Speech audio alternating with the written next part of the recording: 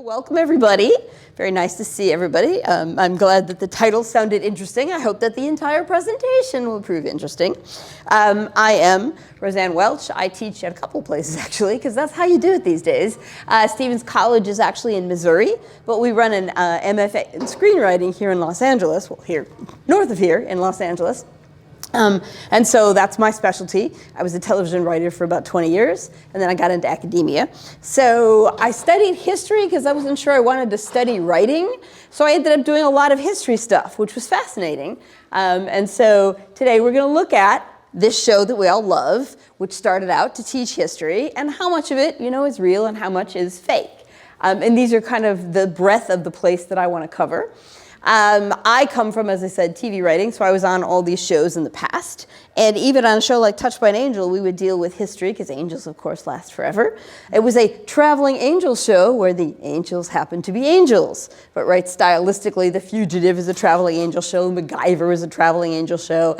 Doctor Who is a traveling angel show. Someone who just goes from place to place and helps other people out. And I think that's really, really cool. And then, like I said, I got a PhD at Claremont University, also in slightly above us, a couple hours.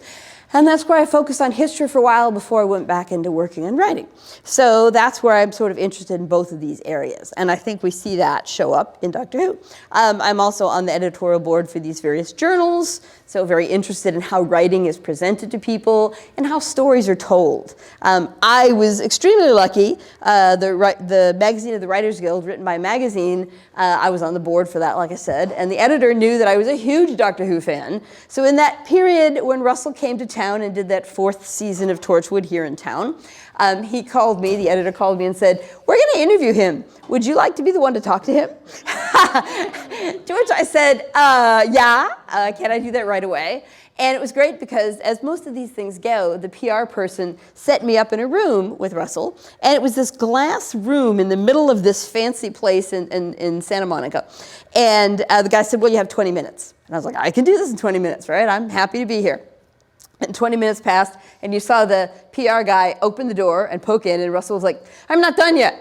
And he kicked the PR guy out because I knew what I was talking about, and I was asking him these really interesting questions, and he was having such a great time. We ended up talking for an hour, and you just saw the man walk around looking, but he didn't want to poke his head in again and get yelled at. So it was a marvelous and fun time, and this interview is online on this particular website, which is on the Writers Guild website.